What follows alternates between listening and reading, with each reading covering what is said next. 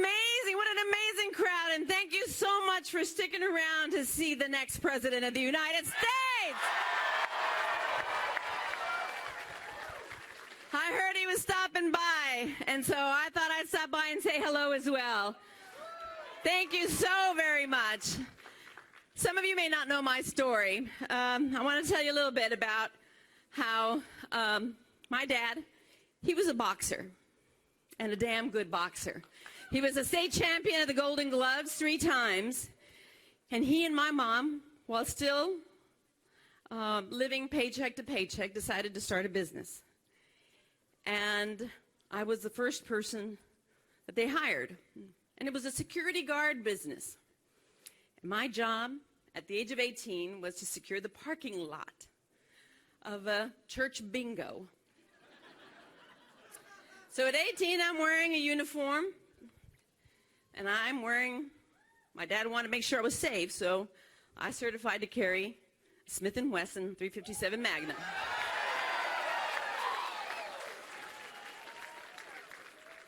And I went from being that security guard to becoming the first Hispanic female governor of our great nation.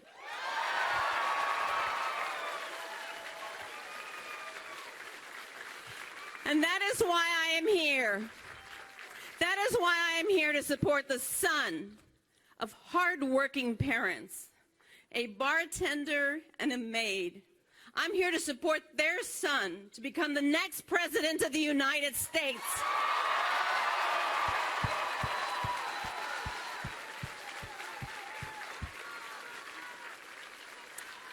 You know, Marco's story is really inspiring. It's an example of what is possible in America.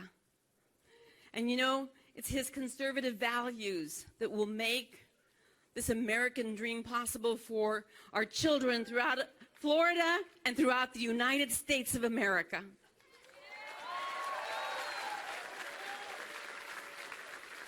But those conservative values, they hang in the balance right now. And Marco Rubio is the one that we need as our leader of this country right now.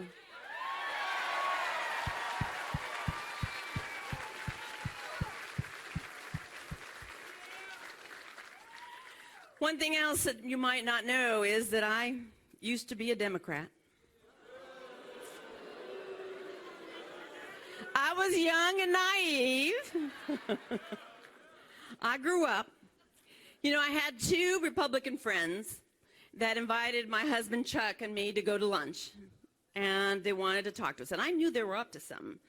I thought they're going to want to talk us into changing parties. So I told my husband, let's go in, we're going to have this nice free lunch, we're going to say thank you, and we're going to get the heck out of there.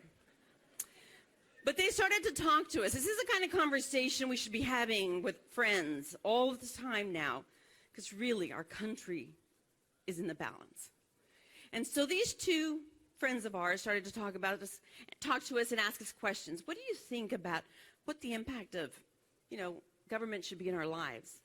What do you think about welfare? Should it be a hand up when someone's having, a tough time but not a way of life? What do you think about the Second Amendment? Do you support that? So we kept answering questions and listening to them, and then we would answer them for them. And after about 2 hours, they didn't ask us to change parties. They didn't ask us to do anything. We just walked out, got in the car. I leaned over to Chuck and I said, I'll be damned, we're Republicans.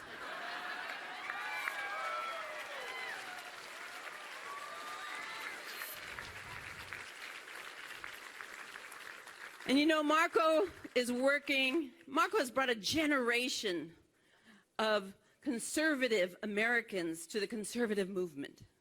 And he's fighting for our principles, that all life is sacred, that you should be allowed to keep more of your money in your pockets to provide a better life for your families or start a new business.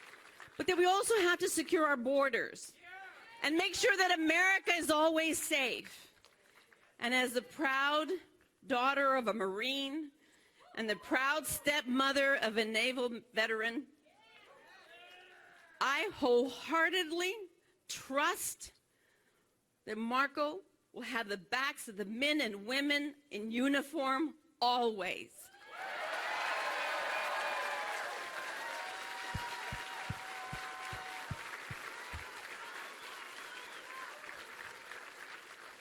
You know, I think it's funny sometimes, I think Marco Rubio is the one that Hillary Clinton doesn't want to have anything to do with. And I think it's kind of funny when you watch the talk shows, you know, all of her political team on television, where they talk about, they're afraid of Trump or somebody else, you know, that matchup is what really concerns them. No, come on. Give me a break. That's the biggest fraud since Trump University.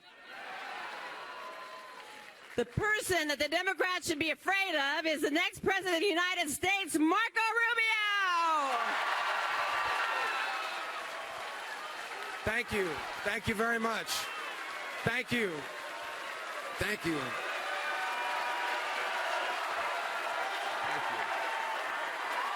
Thank you. Thank you. Thank you very much. Thank you. I want to start by telling you my voice has been on life support now for the last few days. I was a little sick, so here's the truth. I don't know if you can overdose on cough drops, but if you can, I'm going to. First of all, the governor's been fantastic. She was with us yesterday in Kansas City. We had over 3,000 people, but it was a lot hotter than it is in this room today. We have good air conditioning in Florida.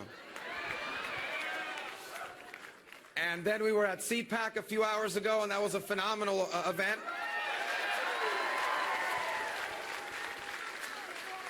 And now we're here, now we're home.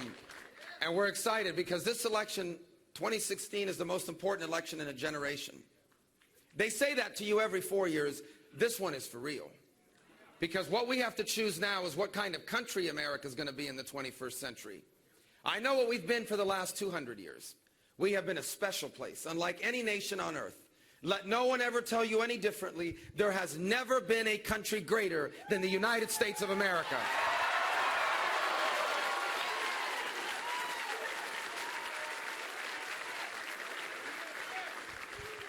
But that greatness was a choice. It didn't happen automatically. It wasn't one of those things that happened on its own. The people who were here before us chose to be great. For over 2 centuries, each generation of Americans made incredible sacrifices, confronted real problems and solved them. And for over 2 centuries, each generation has left the next better off. And now we must decide, what kind of country will we leave for our children? What kind of America will we have? What will this country be like in the 21st century? Wrong direction. We are headed in the wrong direction after 8 years of Barack Obama, and we will stay headed in the wrong direction if we Republicans do not win this election in 2016. If we lose, that means that you will wake up to the news of a President Bernie Sanders. Bernie Sanders is a socialist, okay? Usually when you accuse someone of being a socialist in American politics, they get mad about it and they deny it. Bernie says it in his commercials. He's a socialist. We don't want to be a socialist country. If you want to live in a socialist country, you should move to a socialist country. We want to be America.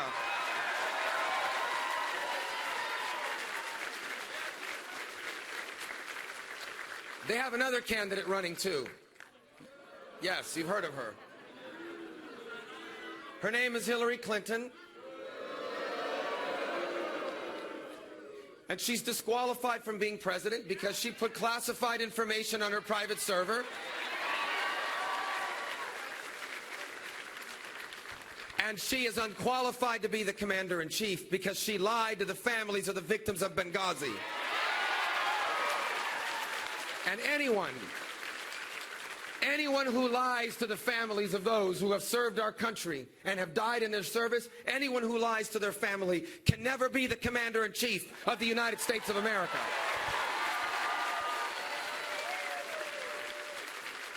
So we have to win. But it's not just about winning, it's what are you going to do when you win. First of all, we can't win if we don't run as a conservative party. that embraces the principles of conservatism. I said this at CPAC. Conservatism is not an attitude. Conservatism is not how loud can you be, how offensive can you be, how many bad words can you say, how many ridiculous things can you say on television. That is not conservatism. Conservatism is adhering to the Constitution of the United States. When I'm president, we will. When I'm president for the first time in 8 years, you will have a president that defends your First Amendment right to live out the teachings of your faith in every aspect of your life.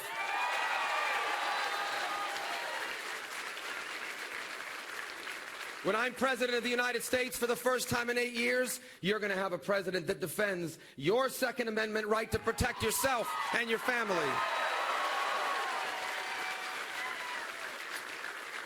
When I'm president of the United States, we are going to follow the 10th Amendment. Power will return to the states and the local communities and out of the hands of the federal government.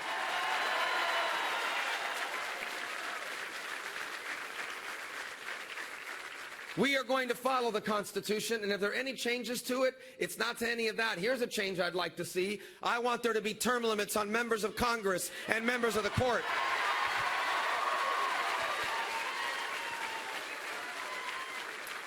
People will know that we're following the Constitution because on my first day in office, I am going to repeal every single one of Barack Obama's unconstitutional executive orders.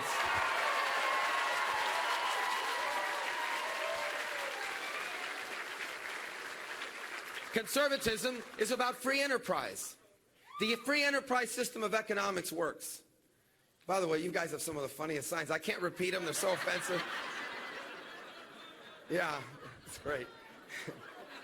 Volleyball girls from Marco. I can repeat that one. But some of the other ones, that one's all right. Don't drink the Trump Kool-Aid. All right. That one's in Spanish. Todo por Marco. I'm not reading that one. I'm not reading that one. All right. I'm not reading that one. It's funny. I'm not reading it. All right. We're conservatism. Thank you. Thank you very much. Conservatism is about the free enterprise system. Look, my parents weren't rich people. My dad never made millions of dollars. I didn't inherit money, but they were successful people because they were able to raise a family and own a home and retire with dignity and leave all 4 children better off than themselves. You know why? Because free enterprise works. My dad was a bartender. My mother was a maid, and they had jobs because free enterprise works. We believe in free enterprise because it is the only economic system in the history of the world where you can make poor people richer, and you don't have to make rich people poorer, where you can lift everyone up.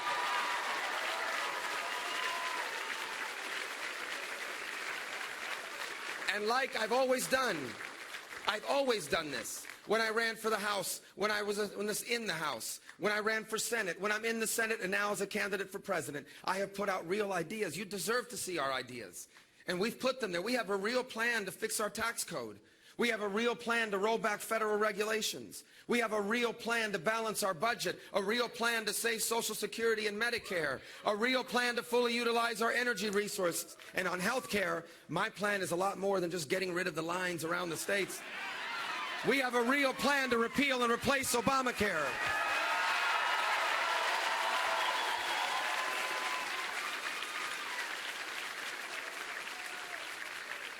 Conservatism is about a strong national defense, and if there's a city in America that understands the importance of the U.S. military, it's right here in Northeast Florida. It's right here in Jacksonville.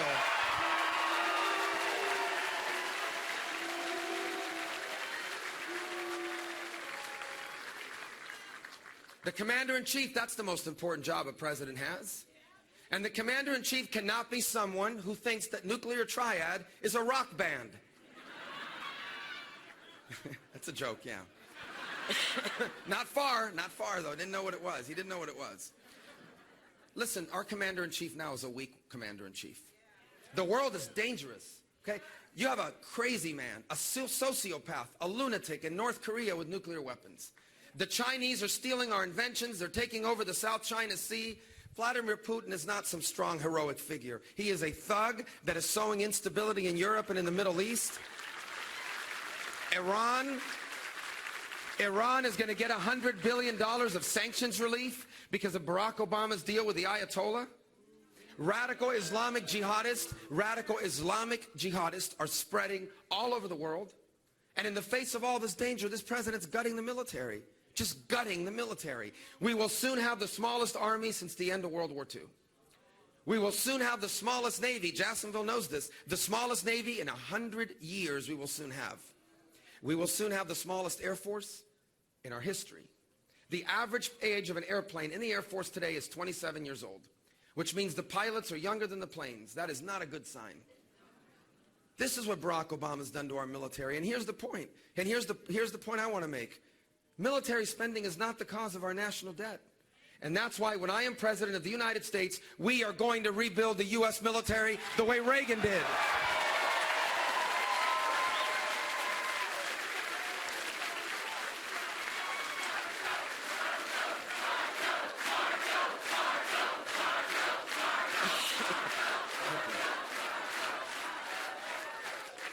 I'm on a word count here. I only have so many words a day I can speak now because of my voice, so I got to speed this up. But we're not president of the United States. We're going to have a real war on terror. What we have now is not a real war on terror.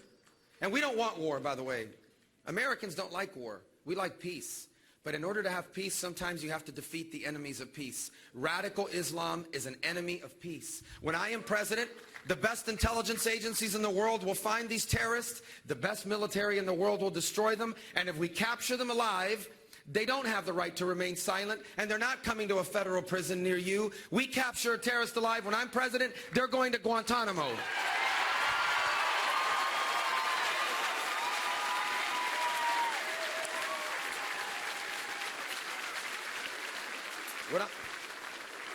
We are going to stand up with our allies again. There's no ally this president has betrayed more over the last 8 years than the state of Israel. Okay. Israel, by the way, is not just any other country. Israel is the only pro-American, free enterprise democracy in the Middle East. If there were more countries like Israel in the Middle East, our foreign policy speeches would be a lot shorter. There's only one country like that. And this president treats the prime minister of Israel with less respect than what he gives the Ayatollah in Iran.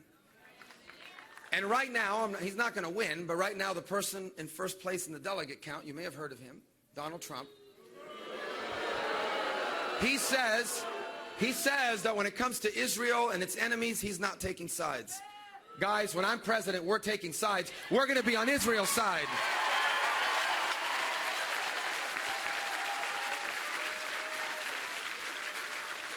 And the world will know.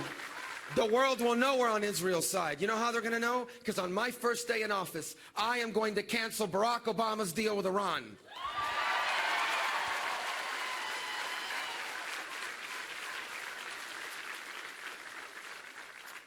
When I'm president of the United States, we're going to take care of our veterans again. We're not doing that now. We're not doing that now.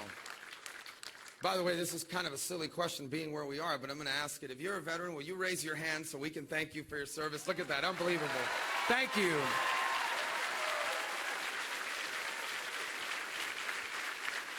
Thank you so much for your service.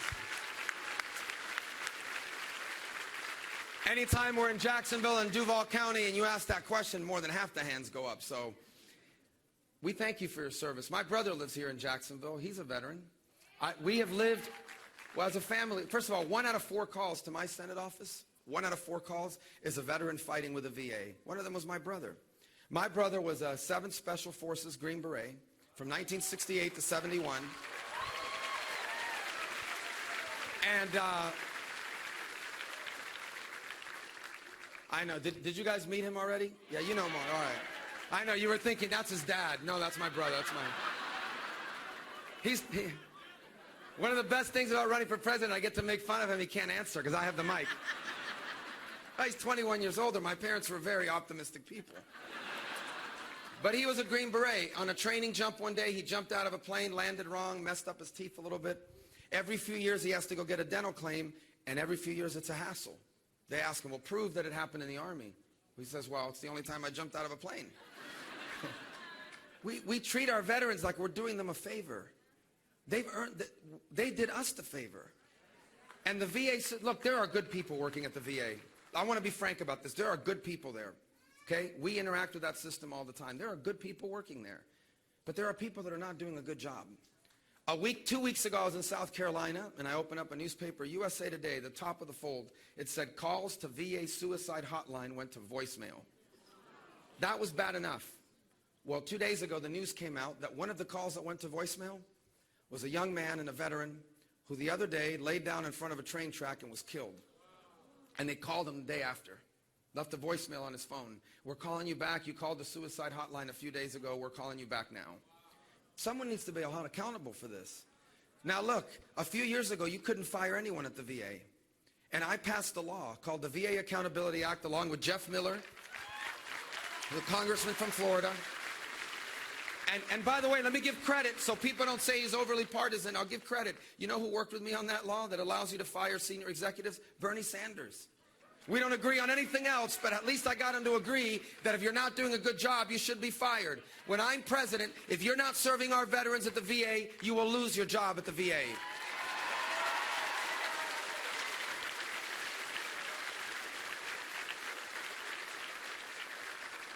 By the way, when I'm president, our veterans will be able to take their VA benefits to any hospital or any doctor that they want to go to.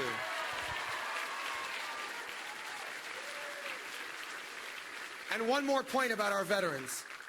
Many of our veterans do not stop serving when they come home. If you go to any fire station in America or any police department or any sheriff's department, you're going to find veterans there. We were reminded of that the other day when I was in Virginia because 3 police officers were shot. One of them was killed, and she was a Marine reservist on her first day on the job as a police officer. And so I always want to take this moment to thank our firefighters and our police officers for everything they do for us.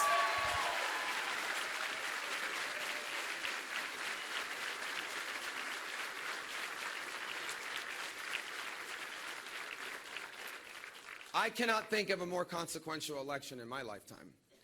Usually elections are a choice between 2 political parties, 2 different ideologies, names on a ballot, and all of that's at play here. But what we're being asked to choose as Americans is the future of our country. And what we're being asked to choose as Republicans is the future of conservatism. I can tell you what the conservative movement has meant for at least 36 years since Ronald Reagan was elected president. Conservatism has not been about anger. Conservatism has not been about appealing to people's fears, nor has it been to build up people's frustrations. People have a right to be angry. They have a right to be afraid, and they have a right to be upset about the direction of our country. But that has never been the foundation of our movement. The foundation of conservatism has been the hope that life can always be better in this country if we follow the principles that made us great to begin with. The limited government, the free enterprise, the Constitution, our strong values, and our strong national defense.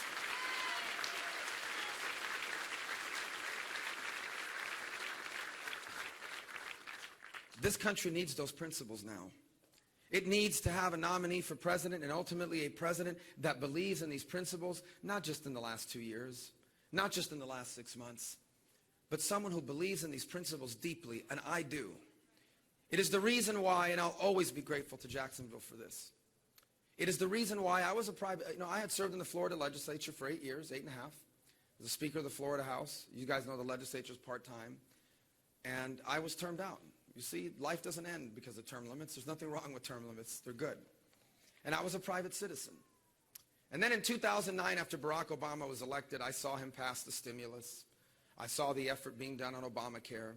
I saw the direction he was taking America. And there was an opening in the U.S. Senate in Florida. And the person who stepped forward to run was then the sitting governor of the state. His name was Charlie Crist. And he was at 70% approval rating. And the entire Republican establishment in Washington, D.C. was behind him. In fact, they flat out told me, not only should you not run, you cannot run.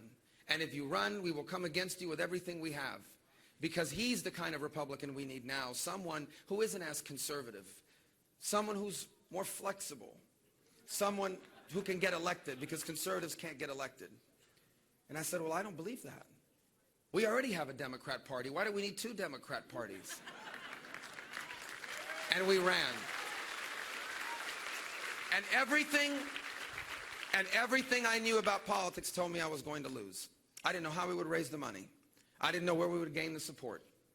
But outside of my hometown of Miami, there was one other city that believed in me. Some of the earliest people in my campaign, some of the core people that believed in my campaign before anyone else in America or in Florida thought I even had a chance, were right here in Duval County and right here in Northeast Florida.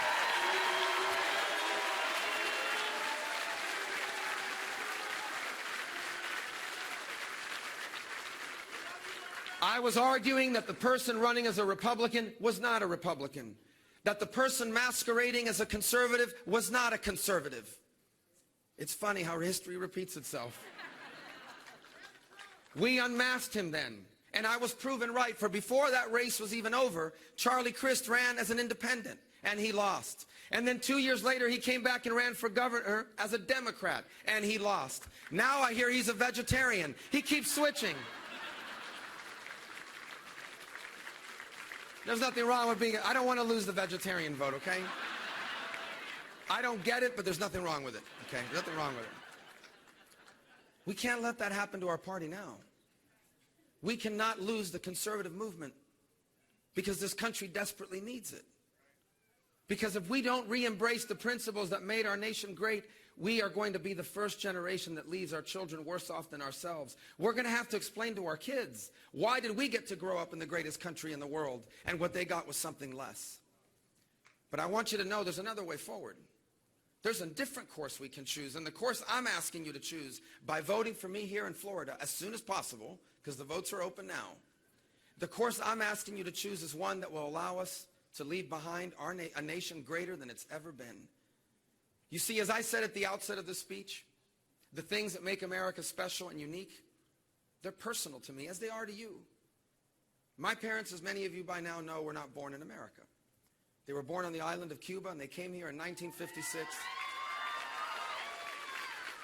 Let me see. Yeah, like 8 Cubans here. All right. I can usually count by the sound. But listen, they came here with nothing, okay? They had nothing.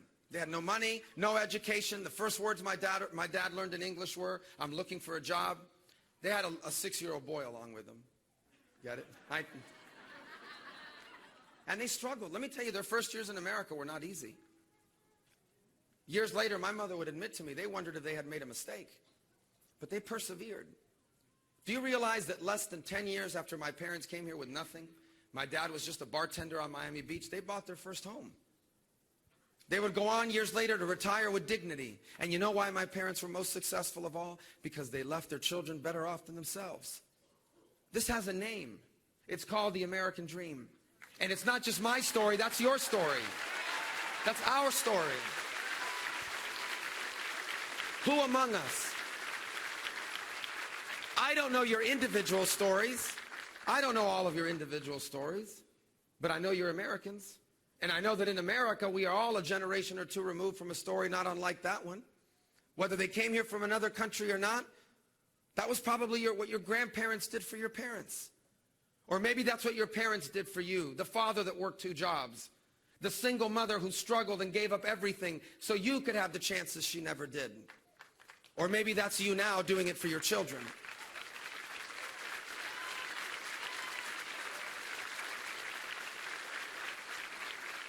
The place where anyone from anywhere can achieve anything.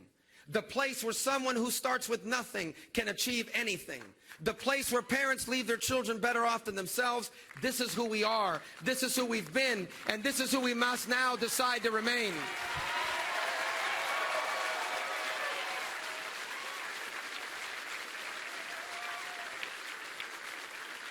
But to do so, we must do what the generations before us did. For over 2 centuries, each generation before us did what they needed to do. And now the time has come for this generation to do its part. And if you elect me President of the United States, this generation is going to do its part.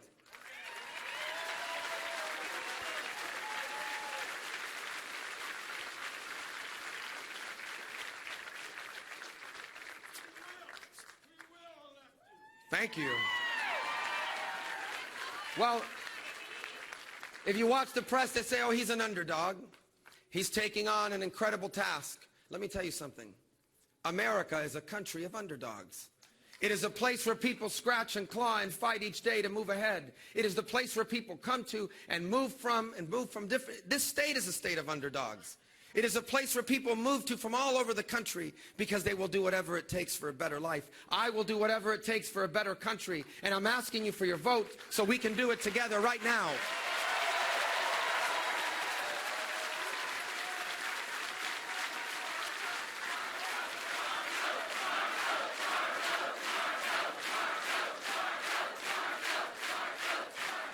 And I want you to know, despite all the negativity, despite all the bad news, despite all the difficulties you are facing in your life and we are facing in our country, I'm asking you not to give in to the fear. I'm asking you not to give in to the hopelessness. I'm asking you not to give in to the anger. Let it motivate you, but do not allow it to define you, and you do not allow it to define us. What I'm asking you to do instead is to be the party of hope and opportunity. Be the party of a better tomorrow. This is what we have a chance to do together. And if we do, let me tell you what history will say of this generation. It will say that we, these Americans alive here now, lived in the early years of this new century in a very difficult time. And after 8 years of Barack Obama, and after one crazy election, we almost got this wrong. We came this close to losing the essence of America. And then we remembered who we were. And then we remembered what America was. And then we confronted our challenges and solved our problems. And then we did what needed to be done. And because we did what needed to be done, our children grew up to be the freest and the most prosperous Americans that ever lived.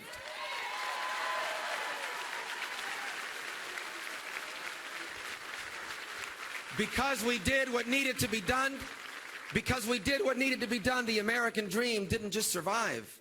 The American dream reached more people and changed more lives than ever before. Because in 2016, we did what needed to be done. The 21st century became the greatest era in American history. It became a new American century. This is what we have a chance to do together, but it starts here in Florida. As it is every time there's an election, the eyes of the nation are upon this great state, the state where my parents met the American dream. The state where my own American dreams have come to pass. The state that has always given me a chance and will do so again, so that together we can leave behind what Americans always leave behind, the single greatest nation in the history of mankind. I love you, Florida. I love you, Jacksonville. Thank you. I need your vote. Thank you. God bless.